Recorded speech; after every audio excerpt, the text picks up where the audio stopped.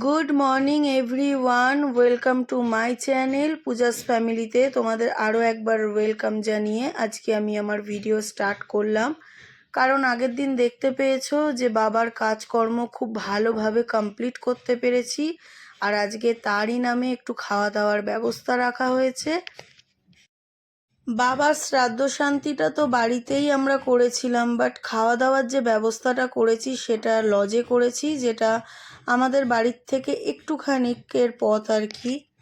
আজকে অনেক সকাল সকাল সবাই মিলে ঘুম থেকে উঠে পড়েছি, কারণ আজকে আমাদের সমস্ত খাওয়া দাওয়ার ব্যাপারটা যেহেতু লজে অ্যারেঞ্জমেন্ট করা হয়েছে, তাই এই সকাল টাইমটাই সবাই মিলে আর কি লজের দিকে যাওয়া হচ্ছে টিফিন করার জন্যে। তো ওখানে গিয়ে টিফিনের ব্যবস্থাটা করেছে, ওখানেই টিফিন করব।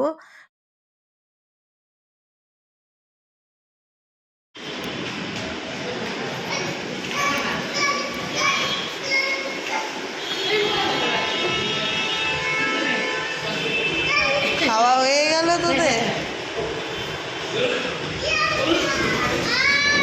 ওই একটা জেঠি, হ্যাঁ ওই তো মায়ের জন্য তো পার্সেল দিয়ে দিয়েছে সবাইকে। হ্যাঁ সবাইকে একটু গুছিয়ে গাছিয়ে দিয়ে দিস।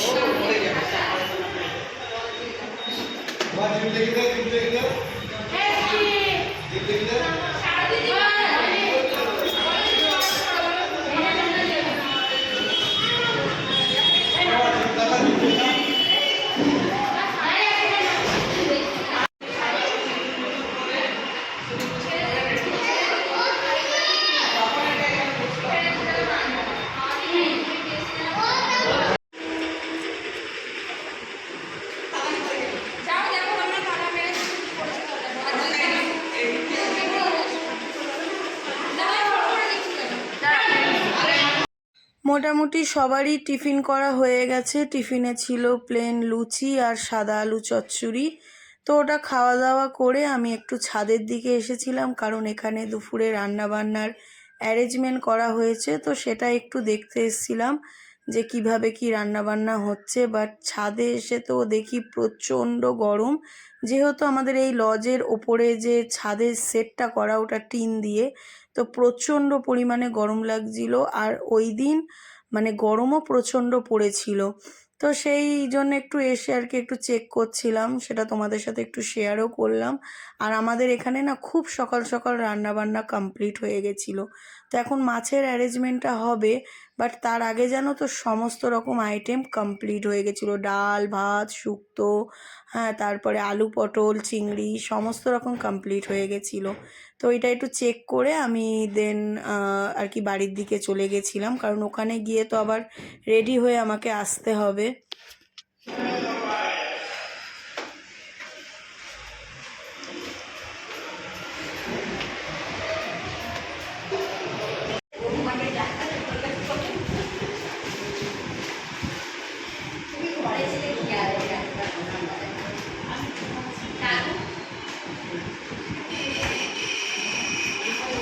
একটু একটু এই মালাটা একটু ইয়ে করে দাও, মুখটা দেখা যাবে।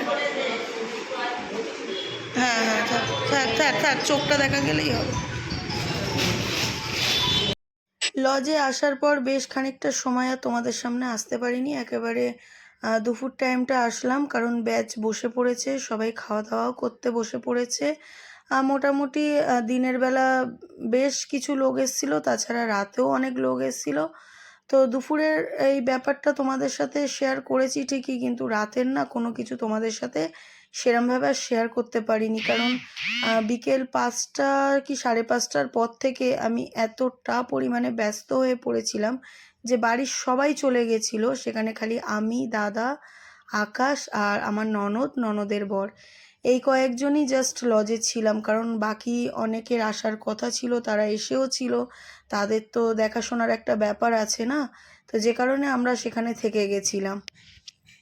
তো এইভাবেই অ্যারেঞ্জমেন্টটা করেছিলাম। আর যেরকম বাবার কাজকর্মটা খুব সুন্দরভাবে আমরা কমপ্লিট করে উঠতে পেরেছি, সেইভাবে আজকের দিনের যে অ্যারেঞ্জমেন্টটা করেছিলাম বাবার নামে, তো সেটাও খুব ভালোভাবে কমপ্লিট করে উঠতে পেরেছি। এটাই হচ্ছে আমার বাবার আর ভগবানের অশেষ কৃপা, তাদের আশীর্বাদ। দেখো কোনোদিনও তো ভাবতে পারিনি যে এই মানুষটাকে এইভাবে এত তাড়াতাড়ি হারিয়ে ফেলবো। বাট সে যখন আমাদের জীবন থেকে পুরোপুরি চলেই গেছে, তো কষ্ট ঠিকই হচ্ছে ভেতরে ভেতরে। তো সেটা আর কত মানুষের সামনে প্রকাশ করা যায় বা প্রকাশ করাটা কতটাই বা ঠিক, সেটা আমার জানা নেই। বাট এটাই চেয়েছিলাম যে তার নামে যেটুকুনি আমরা করতে পেরেছি, যেটা করেছি, সেটা যাতে খুব ভালোভাবে আর কি উদ্ধার করতে পারি, তো সেটা আমরা করে উঠতে পেরেছি। সারাটা জীবন ভগবানের কাছে এটাই চাইবো যে আমার বাবা যেখানেই থাকুক না কেন খুব ভালো থাকুক, আমার বাবার আত্মা যেন খুব শান্তি পায়।